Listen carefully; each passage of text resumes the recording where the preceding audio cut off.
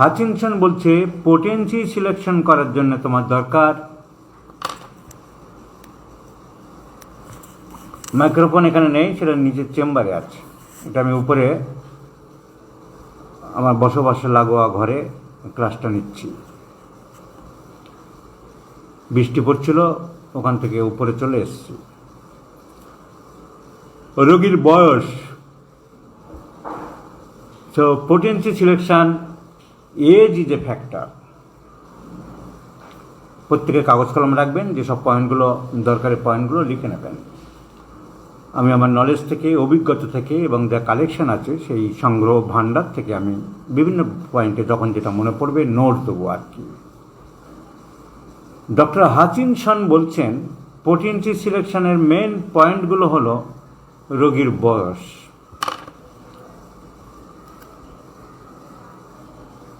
Advancement of the age, বয়স বেশি হলে, বার্ধক্যজনিত অসুবিধা হলে বা অসুস্থতা হলে পোটেন্সি লো দিতে হবে। জীবনী শক্তির ক্ষমতা, the power of vital force, the stamina of the vital force, জীবনী শক্তির ক্ষমতা কেমন আছে, সে কেমন নিতে পারে তার উপরে। এই জীবনী শক্তি বয়সের সাথে সাথে পরিবর্তন হয়।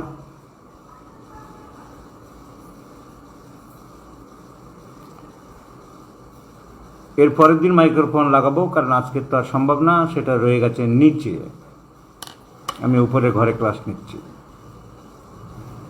তাহলে রোগীর বয়স, রোগীর জীবনী শক্তি, রোগীর বুদ্ধির প্রখরতা, দৈহিক যন্ত্রের প্রতিক্রিয়া সহ্য করিবার ক্ষমতা, রিয়াকশনটা সে কীভাবে নিতে পারে, এবং আরও পারিপার্শ্বিক অবস্থা, এসবের উপরে পোটেন্সি সিলেকশন করে।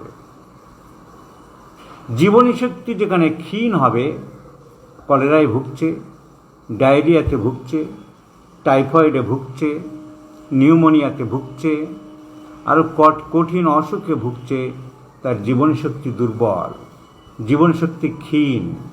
জীবনীশক্তি যেখানে ক্ষীণ হবে, প্রতিক্রিয়া করার ক্ষমতা সেখানে কম থাকবে। আমার শরীর যদি দুর্বল থাকে, তাহলে আমি শত্রুকে প্রতিহত করতে পারবো না। সেসব জায়গায় নিম্ন শক্তিকেই প্রাধান্য দিতে হবে। প্রাণঘাতী রোগে, অ্যাকিউট ডিজিজে প্রথমে নিম্ন শক্তি দিয়ে যদি কিছুটা ভাইটাল ফোর্স স্টিমুলেট হয়, রোগী যদি কিছুটা চাঙ্গা হয়, তারপরে আস্তে আস্তে পোটেন্সি বাড়ানো যেতে পারে। ডক্টর হাচিনসন বলছেন, ইংরেজিতে বলছেন, আমি বাংলা করে দিচ্ছি, নিস্তেজ জীবনী শক্তিকে হঠাৎ জোর করে সতেজ যদি করতে যাও, তাহলে হিতে বিপরীত হতে পারে। জীবনী শক্তি উল্টে লোপ পেতে পারে এবং রোগীর মৃত্যু হতে পারে।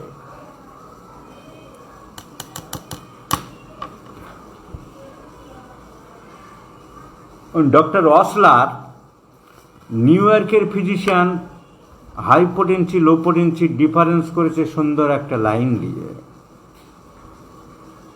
উনি বলছেন নিম্ন শক্তির ঔষধ হচ্ছে নিম্ন শ্রেণীর বীণা বা বাদ্যযন্ত্রের মতন, আর উচ্চ শক্তির ঔষধ হলো উচ্চাঙ্গের বীণা বা বাদ্যযন্ত্রের মতন। উচ্চাঙ্গের বাদ্যযন্ত্রে, গিটারে, স্প্যানিশ বা বীণাতে যে ঝংকার তুলতে পারবো, যে হাই স্কেল তুলতে পারবো, কম দামের বাজে সস্তার ইনস্ট্রুমেন্টে সে ঝংকার তুলতে পারবো না। So high potency selection like the high scale instrument, it is quite unwise to play a low quality instrument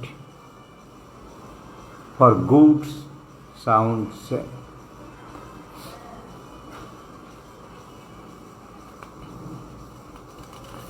sound sense পাওয়া যাবে না।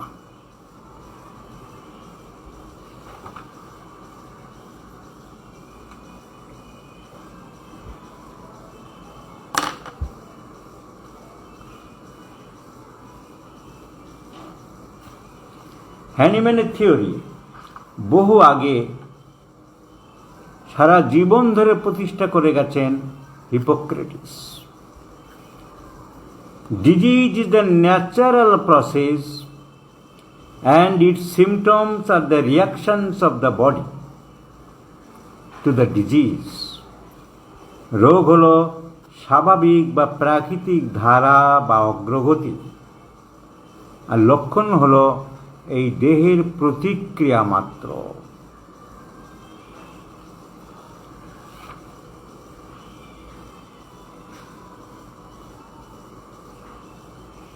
কেন্ট এক জায়গায় বলছেন, some men are incapable of grasping the homeopathic doctrine and fall into Mangelism. কতকগুলি লোক হোমিওপ্যাথির নীতি ঠিক বুঝতে পারে না, তাই তারা হোমিওপ্যাথি ও অ্যালোপ্যাথির মিশ্রিত এক সংকর জাতীয় অবস্থায় পতিত হয়। I would prefer an allopath to one who professes to be a homeopath, who does not know enough homeopathy for practicing it. কতগুলো লোক যারা হোমিওপ্যাথির নীতি ঠিক মতো বুঝতে পারে না, তারা হোমিওপ্যাথি অ্যালোপ্যাথির মিশ্রিত এক সংকর জাতীয় অবস্থায় পতিত হয়। আমাদের দেশের কিছু বিএসএমএস ডাক্তাররা অ্যালোপ্যাথি হোমিওপ্যাথি মেশানোর জন্য পাগল হয়ে গিয়েছিল। ব্রিজ কোর্স বলে একটা কোর্স করতে চেয়েছিল, যে অ্যালোপ্যাথিও শিখব হোমিওপ্যাথিও শিখব। কেন্ট বলছেন তারা এক সংকর জাতীয় চিকিৎসক ছাড়া আর কিছুই তৈরি হয় না। বলছেন, I would prefer an allopath, আমি বরং একজন অ্যালোপ্যাথিক চিকিৎসককে প্রেফার করব, rather than those homeopaths, সেই সব হোমিওপ্যাথি বাদ দিয়ে যেসব হোমিওপ্যাথদের বিশেষ জ্ঞান নেই, তার থেকে বরং অ্যালোপ্যাথিক চিকিৎসক ভালো।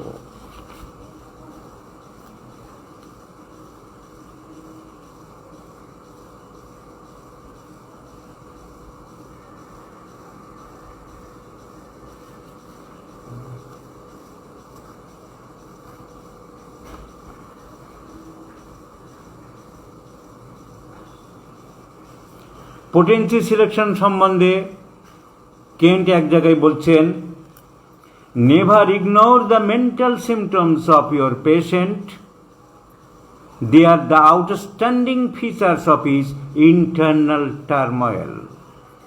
রোগীর মানসিক লক্ষণকে কখনো উপেক্ষা করো না, কারণ মানসিক লক্ষণে হচ্ছে একজন রোগীর আভ্যন্তরীণ অবস্থার প্রতিরূপ।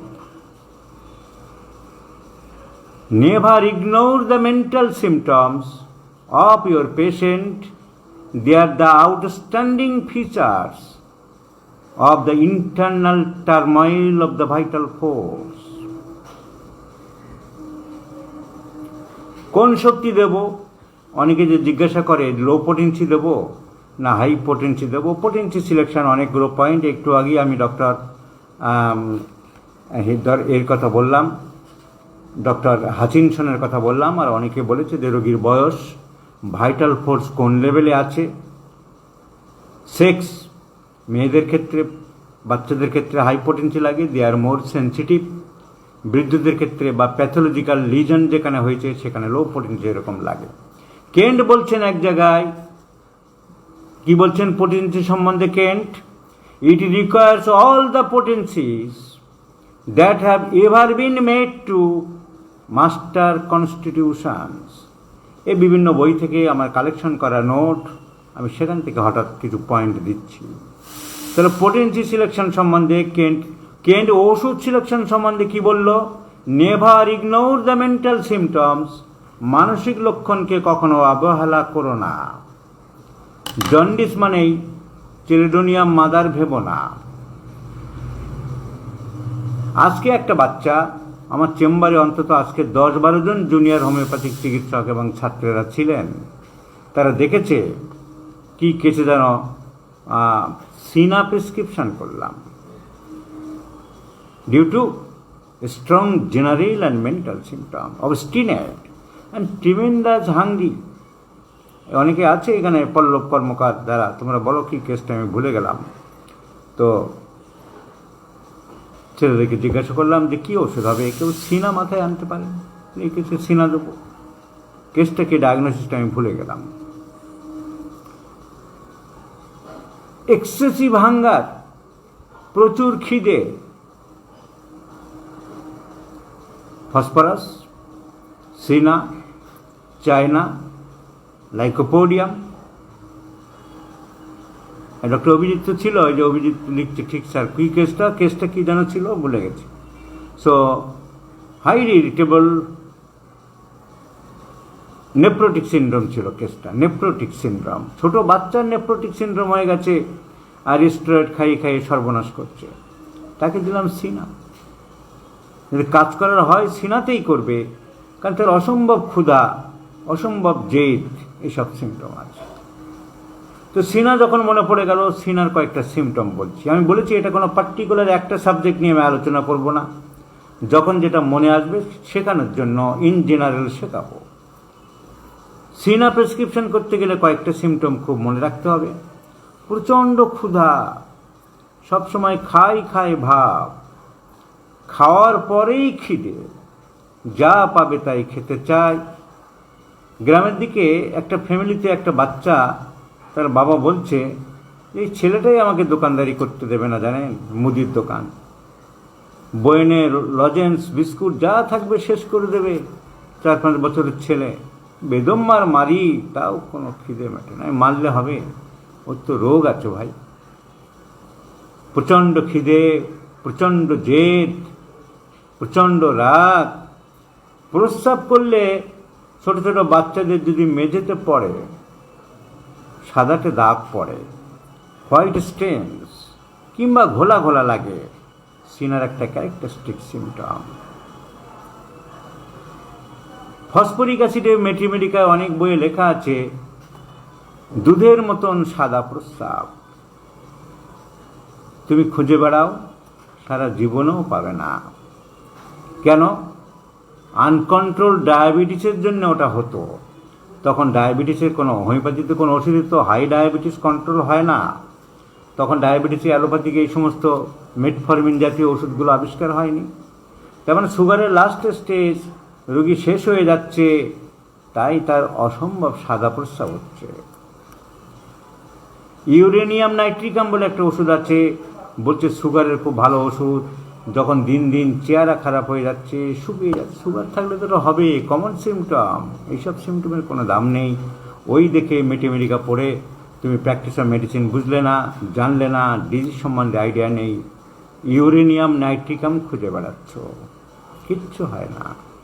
That is the common symptom of the advance diabetes. তার শরীর শুকিয়ে যাবে, তার চোখ ঢুকে যাবে, তার হাড়গোড় বেরিয়ে যাবে, তার ওজন কমে যাবে, তার নার্ভ ঝিনঝিন করবে, ডায়াবেটিক নিউরোপ্যাথি।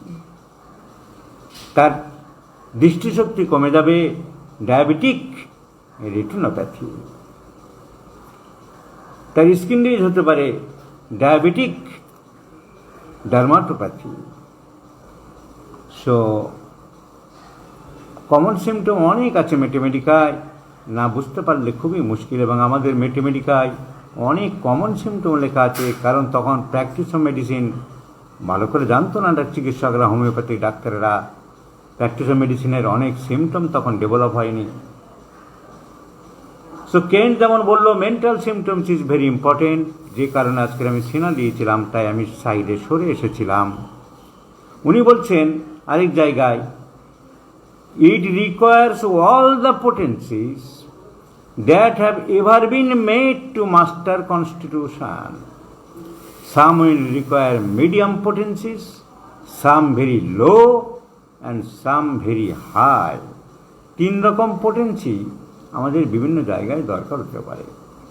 শরীরের যার যেমন কন্ডিশন, শরীরের স্বাভাবিক অবস্থা আয়ত্ত করতে সকল শ্রেণীর পোটেন্সির প্রয়োজনীয়তা আছে। কারো দরকার উচ্চ শক্তি, কারো দরকার মধ্য শক্তি, কারো দরকার নিম্ন শক্তি।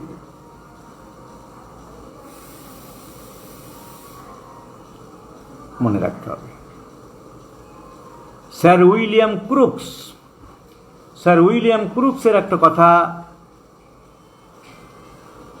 এই পোটেন্সি বা ওষুধ সম্বন্ধে আসছে না, জেনারেল কথা খুব ভালো লেখা ছিল, আমার সেই ডায়েরিটা বের করেছি যেখানে যেখানে মহাপুরুষদের বাণী লেখা আছে। To stop short at any research that bids fair to widen the gates of knowledge, to recoil from fear to difficulty or adverse criticism is to bring reproach and science. জ্ঞানের দরজা বন্ধ হয়ে যায় এরূপ কোনো গবেষণা কাজকে সংকোচ করা অথবা কষ্ট কিংবা নিন্দার ভয়ে কর্তব্য হতে প্রত্যাবৃত্ত হওয়া, ফেরত আসা বিজ্ঞানের অপমান, বিজ্ঞানের অপমৃত্যু, তা করা যাবে না। তো এটা একটা হঠাৎ দেখলাম, তাই মনে পড়ে গেল। হ্যানিম্যানের জীবনী মনে আছে?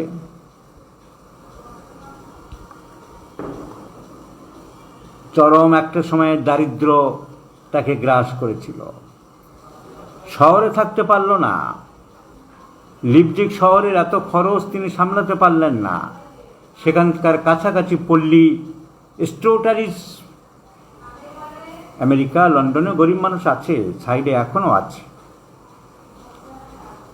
হ্যানিম্যান খরচ বাঁচানোর জন্য সামলাতে পারল না বলে, কারণ উনি তো প্র্যাকটিস করছেন না, তখন প্র্যাকটিস ছেড়ে দিয়েছে। উনি স্টোটারিস একটা কলোনি টাইপের জায়গায় বাস করতে লাগলেন। দারিদ্রের মতন পোশাক, চামড়ার জুতো নেই, কাঠের জুতো, খড়ম জাতীয় জুতো পরেন। সংসারের কাজকর্ম নিজে করেন, পচা আলু দিয়ে কাপড় পরিষ্কার করতেন। কখনো ঠিকমতো আহার জোটে না। পুত্রকন্যা রোগশয্যায় কাতর হয়ে পড়েছিল। এক বন্ধুর কাছে চিঠি লিখে জানিয়েছিল, আমার চতুর্দিকে যেন রাত্রির ভয়াবহ অন্ধকার দেখছি। মরুভূমির এই ভীষণতা আমাকে গ্রাস করছে। আমার শান্তির জায়গা কোথায় বন্ধু? কিন্তু তবুও তিনি তার নতুন পথ পরিত্যাগ করেন। আমরা কার্ল মার্কসের জীবনী পড়েছি। দাস ক্যাপিটাল বই যখন লিখছেন, লন্ডনের মিউজিয়ামে বসে, লাইব্রেরিতে বসে, জার্মান থেকে বিতাড়িত হয়েছে। 4-5টা বেজে যায়, লাইব্রেরি বন্ধ হবে, সবাই তাগাদা দিচ্ছে, প্রচুর বইপত্র নিয়ে দাস ক্যাপিটাল লিখে গেছে। সংসারে চরম দারিদ্র, একখানা ছেঁড়া ফাটা তালি দেওয়া কোট তার সম্বল। গরিব মেহনতি, পৃথিবীর যত শোষিত, বঞ্চিত, লাঞ্ছিত, গঞ্জিত, অবহেলিত, অপাঙ্ক্তেয় গরিব মানুষদের জন্য তার মন উদ্বেলিত। কি করে তাদের মুক্তি আনা যায়? কি করে তাদের অর্থনৈতিক উন্নতি করা যায়? নিবিড়ভাবে লাইব্রেরির যে কেয়ারটেকারগুলো যারা দেখাশোনা করে, তারা দেখে চলেছে এই বৃদ্ধ রোজ আসে, 10টা-11টার সময় আসে, কিছুই সারাদিনে খেতেও দেখে না, সন্ধে পর্যন্ত লিখেই চলেছে। বাড়িতে গিয়ে যায়, ওয়াইফ খাবার নেই, ছেলেমেয়েরা না খেয়ে মারা যায়। একটি মেয়ে চোখের সামনে মারা যায়। কবর দেওয়ার জন্য একটা কফিন কিনতে হবে, কফিন কেনার পয়সা জোটে নেই। কিন্তু দাস ক্যাপিটাল লেখা বই বন্ধ করতে পারেনি। বন্ধু ফ্রেডরিক এঙ্গেলস, যে ফ্রান্সের বন্ধু ফ্রেডরিক এঙ্গেলসের সাথে তার পরিচয় হয়। ও কিছু টাকা পাঠালে সেদিন ব্যাগটা নিয়ে কিছু বাজার করত। তো জ্ঞানের জন্য মানুষ নিন্দার ভয়ে, সমালোচনার ভয়ে পিছিয়ে আসতে পারে না। স্যার উইলিয়াম ক্রুকস অনেকেই বলেছেন, তাই সুন্দর বলেছেন, to recoil from fear of difficulty or adverse criticism is to bring reproach and science. বিজ্ঞানের গতিকে স্তব্ধ করা যাবে না। সো আমরা পড়ছি, বিভিন্ন রকম মহাপুরুষদের কিছু বাণী লেখা ছিল, সেগুলো পড়লাম।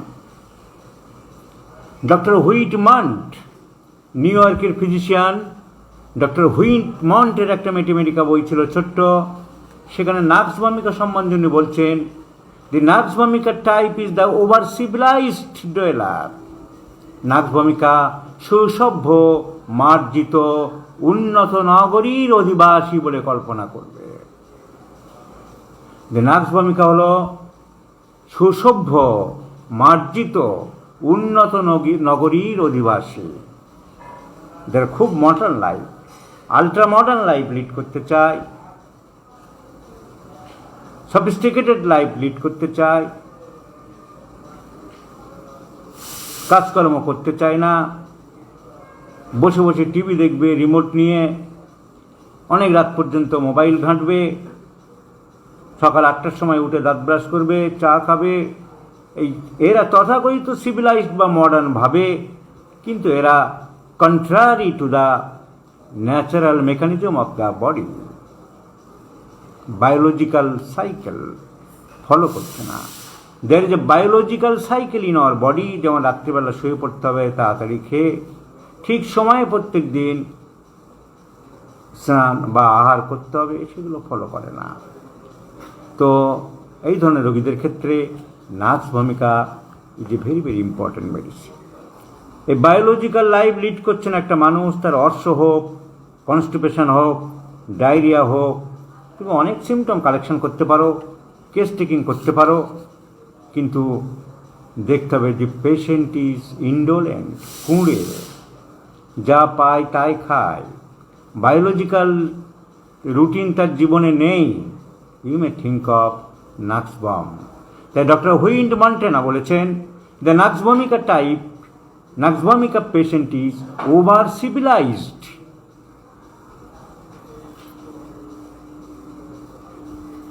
Doctor sir John Weir, royal London হোমিওপ্যাথিতে স্যার জন ওয়ার ছিলেন বিখ্যাত হোমিওপ্যাথিক ফিজিশিয়ান। তার একটা ডায়লগ আমি লিখে রেখেছি, খুব সুন্দর কথা, the employment role would never solve the unemployment problem. বেকারের কর্মসংস্থা বেকার সমস্যা মীমাংসা কখনো করতে পারে না। So palliatives are not curative. The economy must be put right to give nature a chance, and that is what homeopathy does. কি সুন্দর কথা। বেকারদের কর্মসংস্থান যেমন বেকার সমস্যার মীমাংসা করতে পারে না, বেকার সমস্যার সমাধান করতে পারে না, সেইরূপ রোগ উপশম করা প্রকৃত আরোগ্য নয়। আমরা শুধু শুধু উপশমের দিকে দৌড়াবো না। অ্যালোপ্যাথরা উপশম করার চেষ্টা করছে, আর মাঝে মাঝে সেমিনার করে হোমিওপ্যাথির গালমন্দ করছে। হোমিওপ্যাথি ডাক্তার কেউ এলো না, হোমিওপ্যাথিতে রোগ সারে না, ক্লিনিক্যাল ট্রায়াল নেই, গরু ছাগলের ট্রায়ালটাকে বড় ট্রায়াল বলে মনে রেখেছে। তাই বলছেন স্যার জন ওয়ার, একমাত্র হোমিওপ্যাথিতে ইয়া সম্ভব, ইয়ার স্বভাবকে সাহায্য করে। Sir John Weir. Doctor Pierre Schmidt সুইজারল্যান্ডের বিখ্যাত ফিজিশিয়ান ছিলেন, কেন্টের ডাইরেক্ট ছাত্র ছিলেন। ডক্টর পিয়ার স্মিথ, ডক্টর গ্লাডউইন,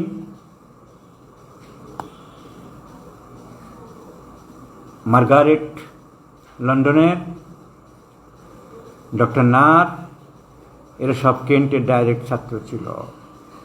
অনেকে জানে না, কেন্টের একজন ডাইরেক্ট ছাত্র ছিলেন আমাদের কলকাতার ডক্টর বিজয় বসু। একটা বিজয় বসু অনেকে জানে, বাংলাদেশের অনেকে হয়তো বাংলা বই পড়ে বলে সেই বিজয় বসুর নাম জানবে।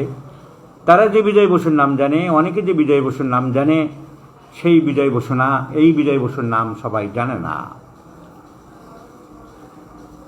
অনেকে যে বিজয় বসুর নাম জানে, বিজয় কুমার বসু, তিনি খুলনা জেলার মহেশ্বর পাশা গ্রামে প্র্যাকটিস করতেন। তারপর উনি কলকাতায় এসে ভবানীপুরে প্র্যাকটিস করতেন, 1 নম্বর রানী শঙ্করী রোড। উনি বাংলা ভাষায় প্রচুর বই লিখে গেছেন, 25-30টা বই। উনি ছোটো ছোটো বই, বিভিন্ন রকম বই, শক্তি ও মাত্রা, কী করে কেস টেকিং করতে হয়, মানসিক লক্ষণের মেটেমেডিকা, এরকম অনেকগুলো বই লিখে গেছে। কিন্তু ওনার বইয়ে ডক্টর ঘটক সাহেবের মতন ট্রিট দ্য পেশেন্ট, কনস্টিটিউশনাল ট্রিটমেন্টের উপরে জোর দিয়েছেন। রাধারমণ বিশ্বাসের মতন বা অন্য অনেকের মতন চুটকি চিকিৎসার উপরে জোর দেয়নি। চুটকি চিকিৎসা দিয়ে রোগ সারে না, সারতে পারে না। এই হলো বিজয় বসু, যে বইগুলো সবাই পড়ে। আমি আরেক বিজয় বসুর কথা বলছি। আমরা যখন ডাক্তারিতে ভর্তি হলাম 1975 সালে, তখন উনি মারা গেলেন। আমি না কয়েকটা মাত্র ক্লাস পেয়েছিলাম। বিখ্যাত গলা ছিল, 4 তলায় ক্লাস নিতেন, নিচ থেকে শোনা যেত। উনি পড়িয়েছিলেন থুজা। এই বেটা, থুজা মানে গণেশ, গণেশজি, হিন্দুদের যে পূজা হয় কার্তিক গণেশ। উনি বলছেন থুজা মানে গণেশ ভাববে, পেটটা মোটা, থলথলে চেহারা, সেই মাথায় ঢুকে আছে থুজা মানে গণেশজি। Doctor BK. বোস তার নাম ছিলেন। কি ছিল, ওই কলেজে উনি পরে এসে যোগ দিয়েছিলেন। উনি স্বাধীনতা সংগ্রামী ছিলেন। ওনার জীবনে একদিন আমি দেবো, টাইম খুব অভাব, আমার টাইমের এত অভাবের জন্য আমি কোনো কাজ করতে পারছি না। আর টাইমের আমি কাজগুলো কমপ্লিট করতে পারি না একটাই কারণ, অনেক কাজ আমি কমপ্লিট করতে পারছি না। অনেক দিনই লিখতে হবে। ফেসবুকে কতগুলো কেস দিয়েছিলাম, সেগুলো সলভ করব। সে একটা মেয়ের কেস দিয়েছিলাম, এটা ওটা, অনেক কিছু করতে পারি না, প্রচুর রোগীর চাপ। আর বইপত্র লেখা বা পড়া আমি গুছিয়ে অনেক কিছু করতে পারছি না। কারণটা কি জানেন? একটাই কারণ, লোভ। আমি লোভী মানুষ। লোভ মানুষকে সর্বনাশ করে দেয়, আমাকেও লোভেই সর্বনাশ করে দিচ্ছে। কিসের লোভ? খাবারের লোভ নয়, টাকার লোভ নয়। এই কাজটা করবো, এই অর্গাননটা একটু ধরবো আজ। এক গাদা অর্গানন বইপত্র নিয়ে, ফিলোসফি বইপত্র নিয়ে বসলাম। পরে মনে হয় কোথেকে কি একটা রিপোর্টের, ফেসবুকে একটা কিছু পোস্ট দেখে বা কোনো একটা কারোর কথা শুনে মনে হলো রিপোর্টের উপরে এইটা করতে হবে, ওটা চাপা পড়ে গেল, এইটা হাত দিলাম, ওটা ইনকমপ্লিট হয়ে গেল। আবার রিপোর্টে এটা কিছুটা করলাম, এই কাজটা করতে হবে। হঠাৎ কি মনে হলো, আরে অ্যানাটমির এই চ্যাপ্টারটায় হাত দিতে হবে। প্রত্যেকটা সাবজেক্টে মোটামুটি দখল না থাকলেই ভালো। যেহেতু সব দখল আছে আর সব মাথায় আসে, লোভ, এইটা করব। লাইকোপোডিয়াম রোগীর যেমন লোভ, আমাকে বড় মাছটা দাও, আমি এইটা খাবো, এইটা এত কম কেন, চোখ বড় বড়। এই আমার এই লোভে কোনো কাজ করতে পারছি না। তাই লোভ অনেক রকমের হতে পারে, এটা আমার লোভ। আমার মনে হলো যে মহাপুরুষদের জীবনী লিখতে হবে, হাত দিলাম, কিছুটা কাজ করলাম। আবার লোভ, না ফিলোসফির উপরে কিছুটা কাজ করতে হবে। এই লোভের জন্যে সব খাপছাড়া হয়ে যাচ্ছে। এই লোভী মানুষই গণ্ডগোল হয়ে গেছে। সো কি যেন বলছিলাম, বিজয় বসুর জীবনী। উনি যখন স্বাধীনতা সংগ্রামী ছিলেন, তখন ধরা পড়ে যেতে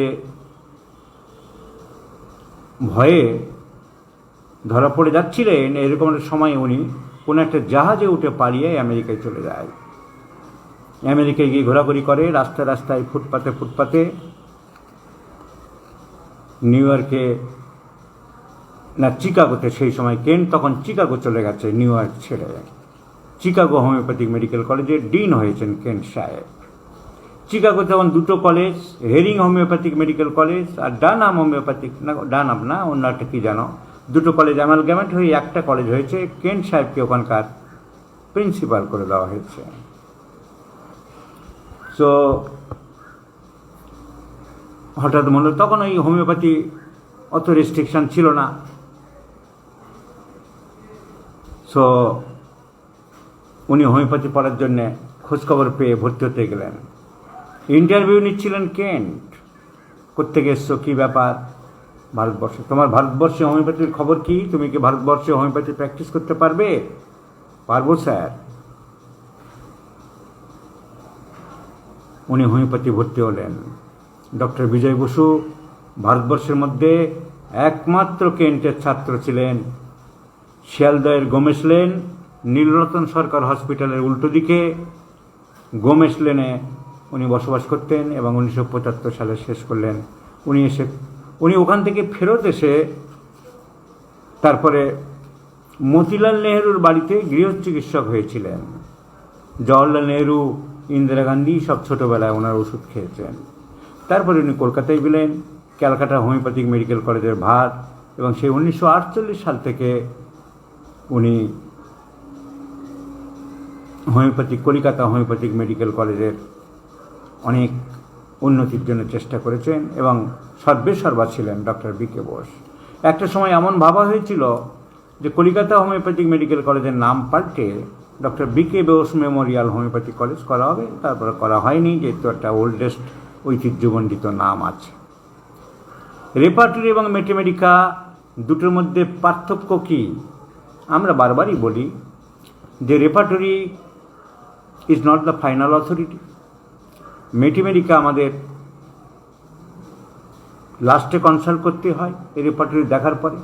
পিয়ার স্মিথ বলছে repertory and materia medica are the twins, দুটি যমজ বোন।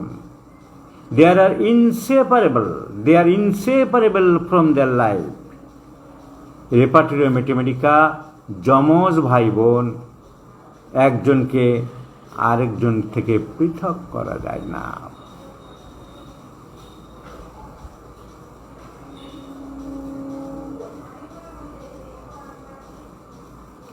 Doctor DM. বোরল্যান্ড বলছে এক জায়গায়, to confine oneself to the study of the repertory and neglect to the study of mathematica is just about as sensible as to study catalogue of a reference library and bevere to look at the volume to which the cataloguer refer.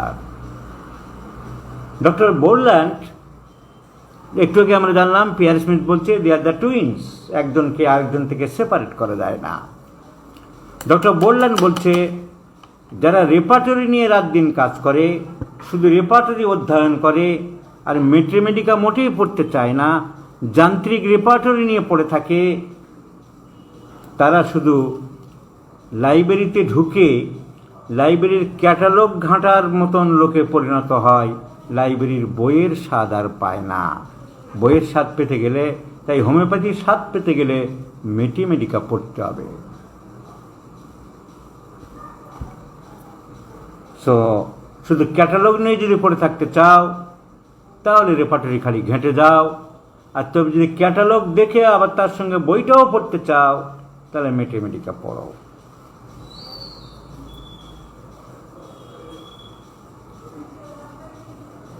Doctor Boger repertory সম্বন্ধে কি বলছে? আহা, those who do not use the repertory do not know them. যারা repertory ব্যবহার করে না তারা তো রেপার্টরি সম্বন্ধে কিছুই জানে না। They are the sleepers and they must be waked up. তারা ঘুমিয়ে আছে, তাদেরকে জাগিয়ে দাও, তাদেরকে জাগাতে হবে। ডক্টর বোগার বলছেন তাহলে এক একজন এক এক রকম কথা বলে গেছে, সবগুলো মিলিয়ে আমাদের ভাবতে হবে। পিয়ার স্মিথ বলছে তাদেরকে আলাদা করা যাবে না। ডক্টর বোরল্যান্ড বলছে শুধু রেপার্টরি ঘেঁটে গেলে তুমি লাইব্রেরিতে ঢুকে খালি ক্যাটালগগুলো দেখে যাচ্ছ, ক্যাটালগ, তুমি বইয়ের স্বাদ পাচ্ছ না। ডক্টর বোগার বলছে রেপার্টরি যে ঘাঁটেনি, রেপার্টরি যে হাত দেয়নি, সে ঘুমিয়ে আছে, তাকে জাগাও, ঘুম থেকে জাগাও।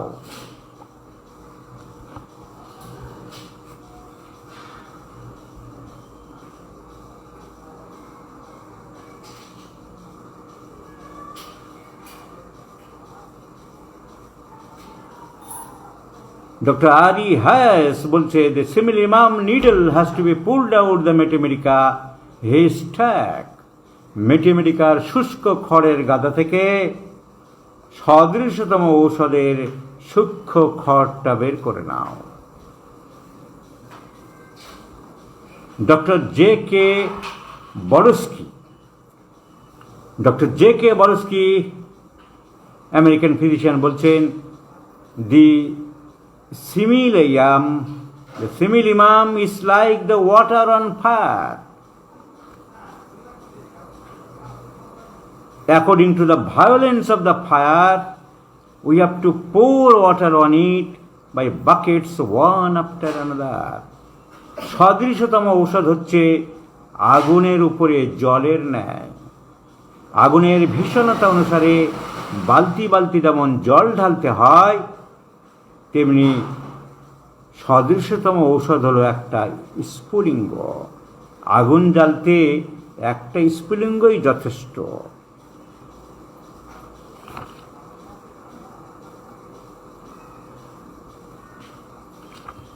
হোমিওপ্যাথি অ্যালোপ্যাথি নিয়ে তর্ক হচ্ছে। ছাগল গরু বলি, আমি তো ডাইরেক্ট একটু গালাগালি দিই, ভয় পাই না। ছাগল গরুরা ডিবেট করছে, ওপেন ডিবেট করো না, ফেসবুকে ওপেন ডিবেট করো, মঞ্চ করে সাংবাদিকদের এনে ডিবেট করো, তখন যাব। চুপি সারে কোন একটা অ্যাপসের মধ্যে ঢুকে এইখানে চাপো, ডান দিকে বাঁ দিকে ওইটা ঘোরাও, এইসব করে কদিন আগে আমাদের এখানে একটা হয়েছিল, যাতে কেউ না যেতে পারে, নাটক করে হোমিওপ্যাথি খারাপ, কিছু হয় না। একটা লোক কি মণ্ডল যেন, অমিত মণ্ডল, হাসতে হাসতে মিষ্টি মিষ্টি কথা বলে ডোজ দিচ্ছিল। হ্যাঁ, এতে কিছু হয় না, এতে কোনো ক্লিনিক্যাল ট্রায়াল নেই। আরে গাধা, ওপেন ডিবেটে আয়, ফেসবুকে ওপেন করো, সবাই কমেন্ট করুক ওপেন। লুকোচুরি করে ওরকম নাটক করে একটা অ্যাপস থেকে বের করে এখানে ঢুকতে হবে, ডান দিকে চাবি ঘোরাও, তারপরে 5-এ দাও, তারপরে 3-এ দাও, তারপরে 2-এ দাও, ডাক্তাররা ঢুকতে পারছে না। সব নাটক করার কি দরকার? যেখানে ডিবেট হোক, যেসব ছাগলগুলো ডিবেট করতে আসুক, হোমিওপ্যাথিক ছেলেরা নানান রকম তাদের ফাঁদে পাদে এই কথা ওই কথা, এই বোঝানো ওই বোঝানোর দরকার নেই। আমি একটা কথা বলে দিচ্ছি, সেইগুলোই শুধু বলবে। কি সেই একটি কথা? 1 নম্বর কথা, হোমিওপ্যাথিতে ওষুধ নেই, হোমিওপ্যাথিতে প্লাসিবো এফেক্ট। প্রমাণ দাও।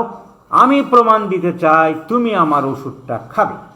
আমি তৈরি করে দিচ্ছি না, আমি কোম্পানি থেকে কিনে এনে দিচ্ছি, সিল ফাইল, তুমি রোজ খাবে। 10 জন 15 জন বিশিষ্ট ব্যক্তি রেখে, রিপোর্টার রেখে তাদের সামনে তোমাকে আমি খাও। আমি তোমাকে বলে দিচ্ছি ওষুধটা সাপের বিষ থেকে তৈরি।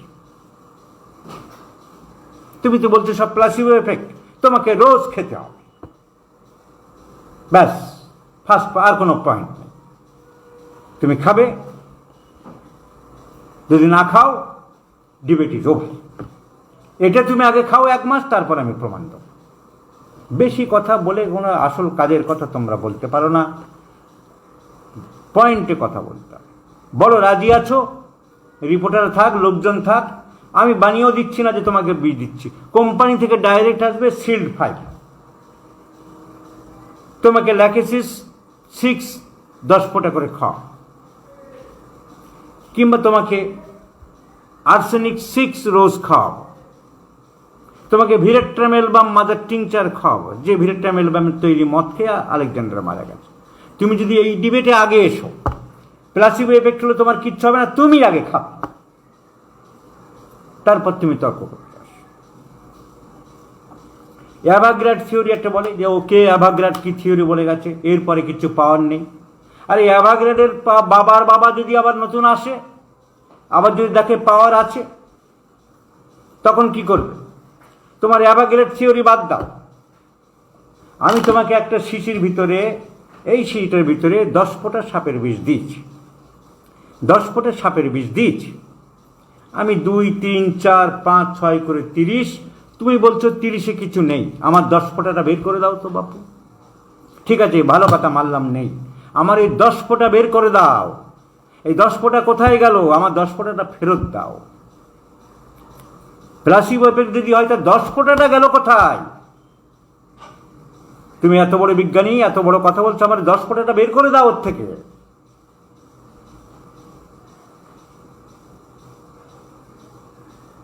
আর যদি না বের করতে পারো 10 ফোঁটা গেল কথাই বুঝিয়ে দাও। আর তা যদি না পারো ওই 10 ফোঁটার ওর ভিতরে আছে ওইটা তুমি রোজ খাও, প্লাসিবো এফেক্ট, 30 দিন খাও আমার সামনে রোজ। তারপর তোমার প্রশ্ন তোমার সঙ্গে পরের বার আমি ডিবেটে যাব।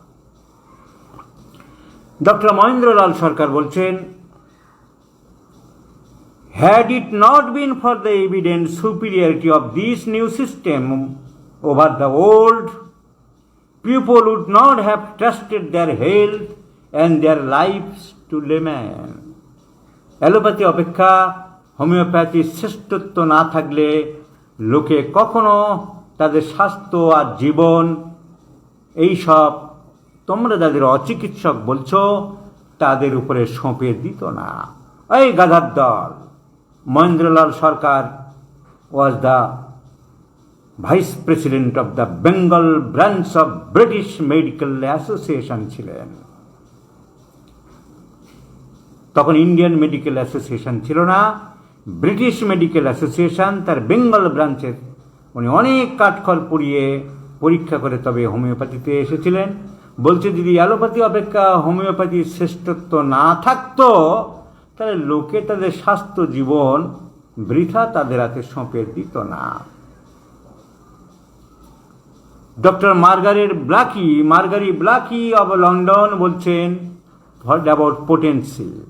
অ্যাবাউট পোটেন্সি, উনি high potency low potency difference কি করছেন উনি বলছেন, কত বই আছে, কত কালেকশন করেছি, যারা দেখেছে তারা দেখেছে, অথচ বাংলাদেশের এক ছাগল আমাকে লেকচার দিতে নিয়ে গেল,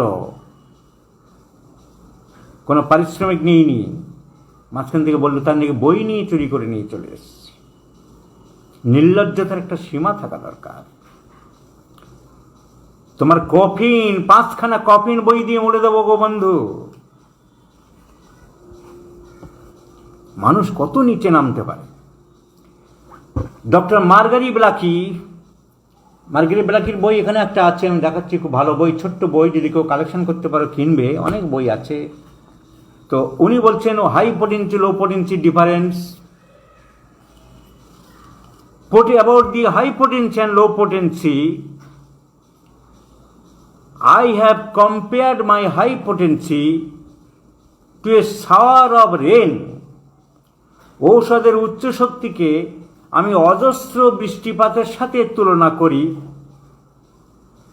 Then the low potency to the water can that I must use occasionally in some corner of the garden of my house in order to weather a critical stage. উনি বলছেন ঔষধের উচ্চ শক্তিকে আমি অজস্র আকাশ থেকে পড়া বৃষ্টিপাতের সাথে তুলনা করি, আর নিম্ন শক্তি হলো একটা বৃহৎ জলপাত্র যা আমি আমার বাগানের এক কোণে রাখি, প্রয়োজন মতো জল দিতে পারি। ডক্টর জি.আর. মিটচেল, তার একটা বই থেকে আমি লিখে রেখেছি, কারণ কোনো টপিক নিয়ে বলতে গেলে তো এইগুলো বলা যায় না, তাই আমি এই সাবজেক্টটা একটা দিন আলাদা রেখেছি, আমার মনের মতন করে বিভিন্ন জায়গা থেকে বিভিন্ন টপিক্সের উপরে আমি বলবো। ডক্টর মিটচেল বলছে, in homeopathy there is potency and drug, ঔষধ আর ঔষধ পোটেন্সি পার্থক্যটা কি? Like a jockey and a horse, একটা খেলার রেসের ঘোড়া আর ঘোড়স ওয়াক। It is important to have the right mount, so to speak, in order to win the race. Homeopathic ঔষধ আর শক্তি যেন একটা ঘোড়া আর ঘোড়সওয়ারের মতন, যে বাজি জেতবার জন্য যে ঘোড়াটা পরিচালনা করার দরকার, ঠিক সেই ঘোড়াটাকেই ব্যবহার করতে হবে, তবেই তো তুমি রেসে জিততে পারবে।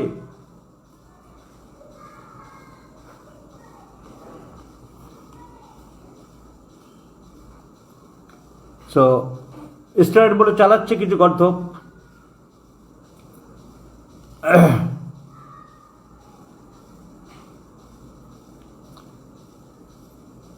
বল কেমিক্যাল টেস্ট করে দেখাও, ল্যাবরেটরিতে পাঠাও, মুখে বললে তো হবে না।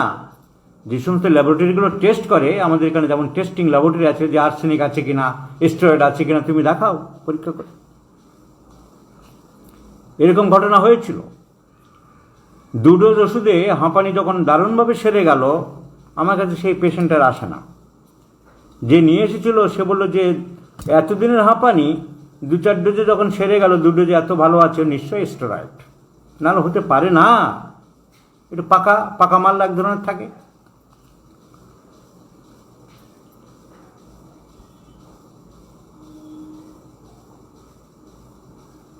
স্যার জন ওয়ার বলছেন, খুব সুন্দর কথা, যেটা আমরা বলি বা করি, every drug are the drug personalities.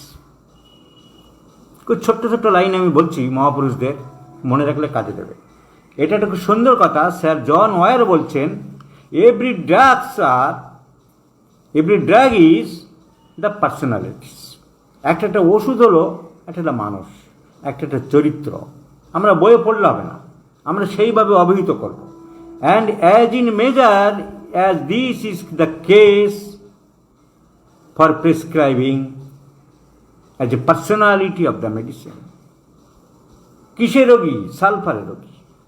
কিসে রোগী? পালসিটারের রোগী। এইটা যেদিন আমরা শিখব, এইটা যেদিন আমরা বলতে পারবো, সেটাই আমাদের আসল প্রাপ্তি হবে। সেই দিনই আমরা আসল হোমিওপ্যাথিক চিকিৎসা করতে পারব। সো আমরা স্যার কী ওষুধ দিলেন, এই সুযোগে আমি স্যার ছাত্রদের বলি, এইটা বলো না, স্যার উনি কিসের রোগী। এই অভ্যাস আমাদের করতে হবে। We should know the drug personality the man belongs to. Sir Noel পুডেফাটের এই জন্য একটা বই আছে, every drug is a personality. এই জন্য স্যার নোয়েল পুডেফাটের একটা ম্যাথমেটিকা আছে, ম্যান ইন আওয়ার ম্যাথমেটিকা। উনি ডিসকাস করছেন, বইটা দেখাবো, সুন্দর বই, আর পাওয়া যায় না এখন, আমি লন্ডন থেকে আনিয়েছিলাম বইটা, তো একদম দেখাবো, একদম অরিজিনাল লন্ডনের পাবলিশ। উনি বলছেন এবারে আমরা মিস্টার নাক্সের কথা বলবো, এরপরে বলবো পালসিটাল আলোচনা করতে গিয়ে বলছে, আসুন আমি এইভাবে ফেসবুকে কয়েকবার লিখেছিলাম, আমি মিসেস ল্যাকেসিস বলছি, আমি শ্রীমতী সিপিয়া বলছি। এই কথাটাই অনুকরণ করে আমি বলেছিলাম। তাহলে আমাদের ড্রাগ যদি জানি আমরা, সেই ওই নোয়েল পুডেফাটের বইয়ে এই জন্য এইভাবেই লেখা আছে, mister নাক্স, mister sulphur, mister lycopodium. আমরা এইভাবে ম্যাথমেটিকা যদি পড়ি, আলোচনা করি, আমাদের খুব দরকার।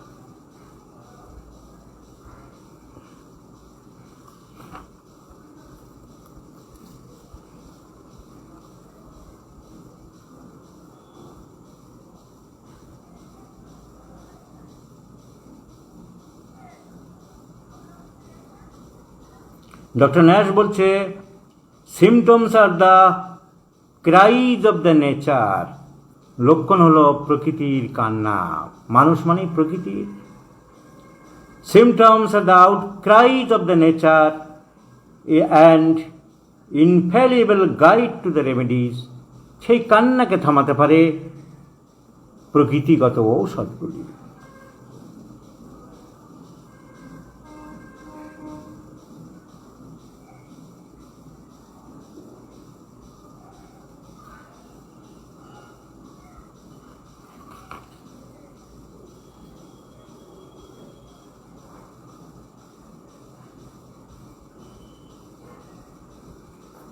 সেই একই কথা, treat the patient not the disease. Doctor Bernard বলছেন, নিউ ইয়র্কের ডক্টর বার্নার্ড 1958 সালে প্রকাশিত পুস্তকে উনি বলছেন, ডক্টর বার্নার্ড কি বলছেন, again and again it must be stated that the patient should be observed as an entity.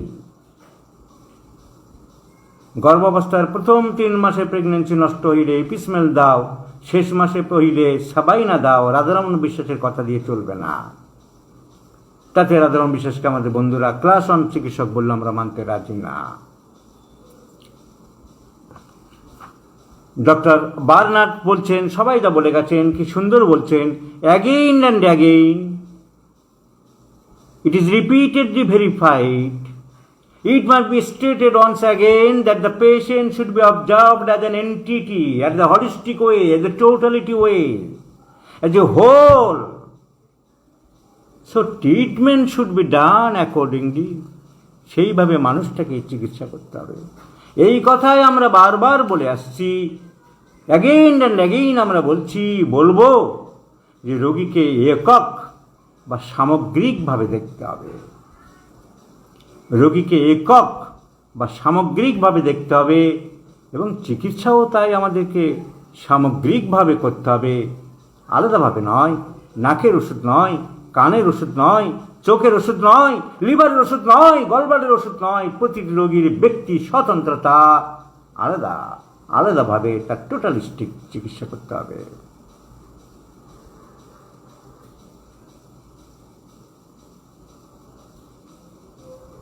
Vital force নিয়ে বিদ্রোহ করে অ্যালোপ্যাথি অনেক ডাক্তার। এই সেদিন ওই অমিত মণ্ডল করছিল, হ্যাঁ হ্যাঁ করে দাঁত বের করে খুব নাটক করছিল। প্রফেসর জুলিয়াস বাউয়ার বলছে, বাংলা বলে দিচ্ছি আমি, ইংরেজি আর পরে সময় নষ্ট করে লাভ নেই। মাতৃগর্ভে ওভাম বা একটা মাত্র ডিম্বাণু থেকে একটা সিঙ্গেল ওভাম হচ্ছে single cell. What is the largest cell of the body? Ovum. সব থেকে শরীরের মধ্যে ওভাম ইটসেলফ এ সেল।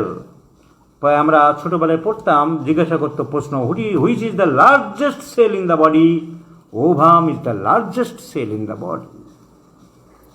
তাই বলছে মাতৃগর্ভে ওভাম একটা মাত্র সেল, একটা সেল থেকে একটা নতুন মানব শিশুর জন্ম হতে পারে, from a single cell. So energy comes from the single cell. একটা অদ্ভুত শক্তি। এই শক্তি বোঝা যায় না, এই শক্তি শেষ হইয়া যায় না। এটাই অনেকে বুঝতে পারে না, এটাই অনেকে বুঝে না বোঝার ভান করে। এই শক্তি সারা জীবন ধরেই চলতে থাকে। এই শক্তি ভাইটাল ফোর্স, এই শক্তি জীবনী শক্তি। Without which the life is dead, without which life is not capable to normal functioning of the body, normal sensation of the body, normal harmonious process of the body. এই শক্তির অভাব, এই শক্তির অভাব, এই শক্তির অস্বাভাবিকতাই হলো রোগ। প্রফেসর জুলিয়াস বাউয়ার বলছেন, এই শক্তি মানুষের আধার। এই শক্তিকেই ইন্ডিভিজুয়াল কনস্টিটিউশন বা ব্যক্তিগত স্বতন্ত্র আলাদা আলাদা ধাতু বলে আমরা গণ্য করি। এটাই মহাত্মা হ্যানিম্যানের ভাইটাল ফোর্স বা ভাইটাল প্রিন্সিপল।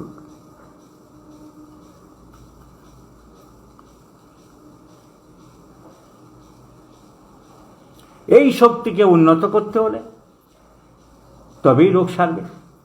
এই শক্তিকে নর্মালাইজ করলে তবেই রোগ সারবে, তা না হলে রোগ সারবে না। তাই যতই ভিটামিন জাতীয় জিনিস, যতই টনিক জাতীয় জিনিস আমরা দিয়ে থাকি না কেন, তা শুধুমাত্র প্লাসিবোর মতোই কিছুটা কাজ করবে। রোগীর মনকে, বাংলাটা ভালো বাংলা কী হবে, মনকে প্রবোধিত করতে পারবে, কিওর আনতে পারবে না। Cure will takes place only by the single similimum potentized medicine.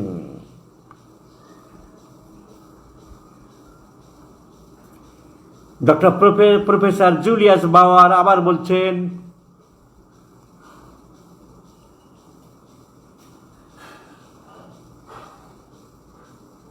রোগ প্রথমে মনে আসে, তারপর অঙ্গ প্রত্যঙ্গে আসে, তারপর অঙ্গ প্রত্যঙ্গ ধ্বংসের মুখে যায়। তাই মানুষের প্রকৃতি জানতে হবে। রোগ সম্বন্ধে জানতে গেলে আমাদের মনকে আগে জানতে হবে।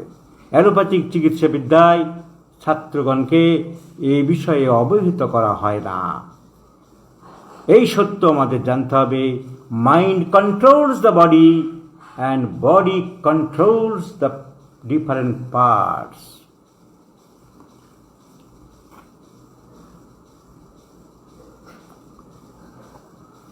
ওষুধ প্রুভিং মেথড সম্বন্ধে হ্যানিম্যানের বহু আগে নবম শতাব্দীতে ইবনে সিনা, মধ্যপ্রাচ্যের ইবনে সিনা বলছেন, বাংলা বলি, যে পদার্থ দ্বারা যে প্রকারের কষ্ট আরোগ্য হয় সেই পদার্থই সেই রোগ সৃষ্টি করার ক্ষমতা রাখে।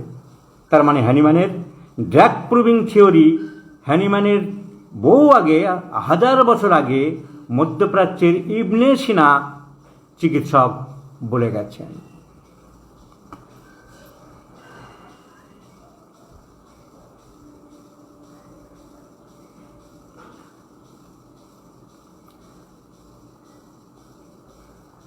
অ্যালোপ্যাথিক ওষুধের যে সাইড এফেক্ট হয়, যে খারাপ হয়, সে ব্যাপারে শ্রী অরবিন্দ পণ্ডিত ব্যক্তি কি বলেছেন?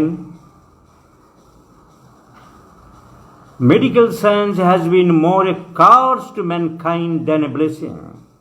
Allopathic medical science has been more a curse to mankind than a blessing.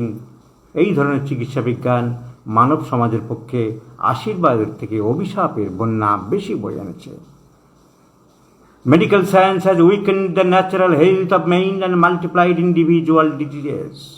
It has unplanted for fear and dependence in the mind and the body. It has taught, উনি ইংরেজিতে খুব পণ্ডিত লোক ছিলেন শ্রী অরবিন্দ।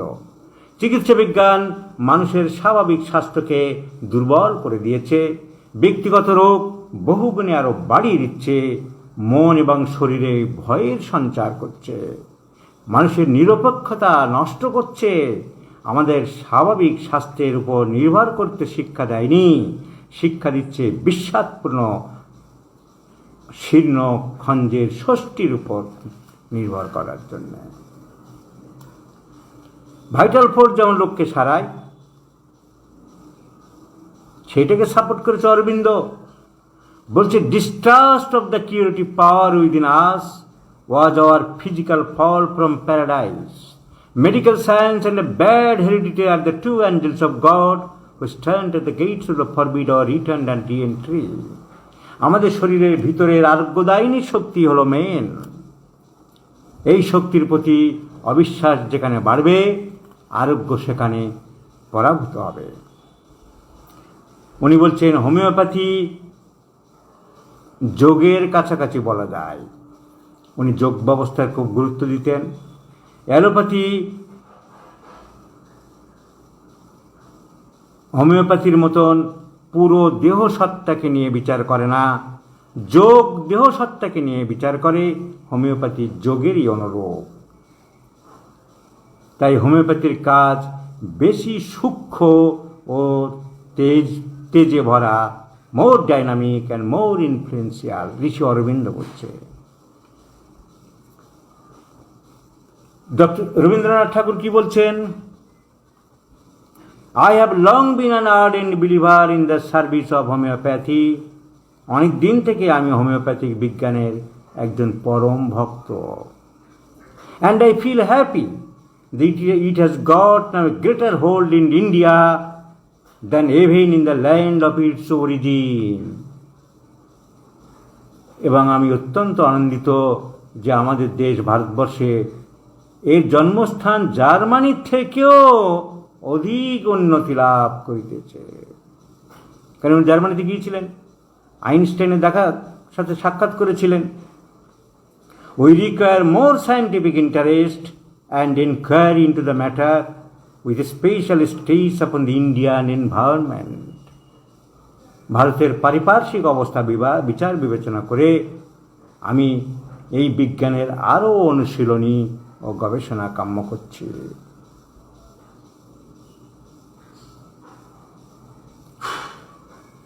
আমি আগের দিন অনেকবারই বলেছি, কার্লাইল, গ্রেট পোয়েট কার্লাইল, তার একটা line, apply your self to the sympathetic position of your patient. Apply your self to the sympathetic position of your patient. তোমাকে রোগীর অবস্থা নিজের বলে ভাবতে হবে, নিজের পরিবারের বলে ভাবতে হবে, নিজের পরিজনের বলে ভাবতে হবে।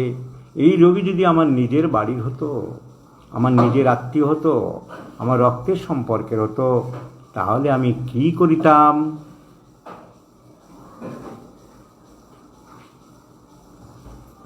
ডক্টর গ্রিমার বলছেন, উইলিয়াম গ্রিমার, রোগী তোমাকে ম্যাথমেটিক্যাল ভাষা বলবে না। Our patients often speak in the language of his sufferings instead of language of the remedies. তোমার ওষুধের ভাষা বাদ দিয়ে তার নিজের ভাষা বলবে, যে ভাষা তোমাকে চোখে আঙুল দিয়ে দেখিয়ে দিচ্ছে তোমার ম্যাথমেটিক্যাল লাইনগুলি।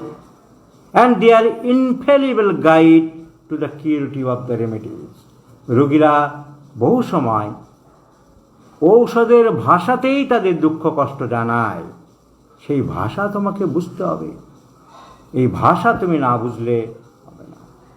সুকান্তে যেমন ছাড়পত্রের কবিতা লিখেছে, নবজাত শিশুর কথা আছে তার দুর্বোধ্য ভাষা, যে ভাষা বোঝার ক্ষমতা আমাদের নেই, তাকে জায়গা দিয়ে দিতে হবে। চলে যাব, তবু আজ যতক্ষণ দেহে আছে প্রাণ, প্রাণপণে পৃথিবীর সরাব জঞ্জাল, এই বিশ্বকে শিশুর বাসযোগ্য করে যাব আমি, নবজাতকের কাছে আমার দৃঢ় অঙ্গীকার। সেই কবিতায় তার আঙুল হেলানো, তার মুখের ভাষা, সুকান্ত বলছে সে ভাষা বোঝার ক্ষমতা তোমার নেই, সে এক দুর্বোধ্য ভাষা। তাই রোগীর ভাষা যদি তুমি না বুঝতে পারো, তাহলে তুমি ওষুধ অ্যাপ্লাই করতে পারবে না।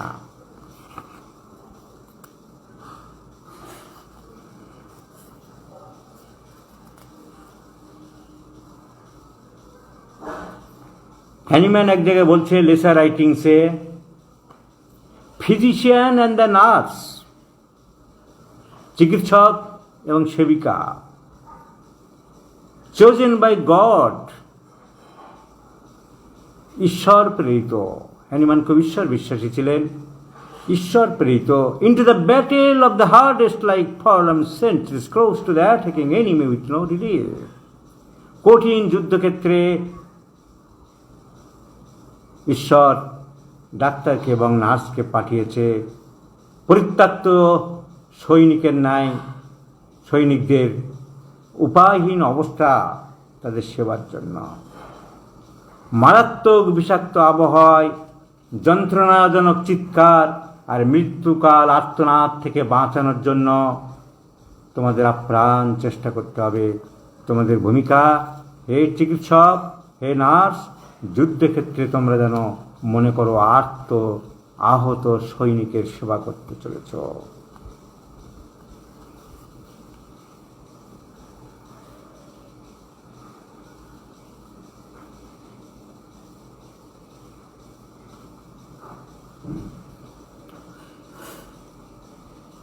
আমি বারবারই বলেছি, ছোট ছোট বাচ্চাদের, যারা ব্রেস্ট ফিডিং বাচ্চা, হ্যানিম্যান বলছে মাকে সেখানে ওষুধ খাওয়াবে। হ্যানিম্যানের কথাই বলছি, সাকলিংস নেভার রিসিভড মেডিসিন। সাকলিং যারা ব্রেস্ট পান করে, দুধ পান করে, তাদের আলাদা করে ওষুধ দেওয়ার দরকার নেই। The mother or the nurse will receive the remedy and through their milk it acts on the child very quickly, very mildly and beneficially. স্তন্যপায়ীকে কোনো ওষুধ দিতে হবে না, তাদের মাকে ওষুধ দিতে হবে, ধাত্রীকে ওষুধ দিতে হবে। তার স্তন্যদুগ্ধের মধ্য দিয়ে ঔষধ দ্রুত শিশুর দেহে নিরুপদ্রবে এবং সুন্দরভাবে কাজ করবে। আজকের এইটুকু আলোচনা করলাম। বিভিন্ন মহাপুরুষদের বাণী হোমিওপ্যাথি সম্বন্ধে, treat the patient not the disease, একই কথা আর সুন্দর করে অনেকে বলেছে। হোমিওপ্যাথির এফেক্ট কী, অ্যালোপ্যাথির সাইড এফেক্ট কী, রবীন্দ্রনাথ কী বলেছেন, অরবিন্দ কী বলেছেন, আরও অন্যান্য মহাপুরুষদের বাণী শোনালাম। পোটেন্সি সিলেকশন কেন্ট কী বলেছেন, রেপার্টরির ব্যাপারে কে কী বলেছেন। আজকের প্র্যাকটিক্যাল আলোচনা হয়তো করলাম না, কিন্তু থিওরিটিক্যাল কিছু ফিলোজফিক্যাল কথাবার্তা আলোচনা করলাম। আজ তাহলে এই পর্যন্তই। দেখা হবে আগামী বুধবার রাত ঠিক 9:30টায়। Good night everybody.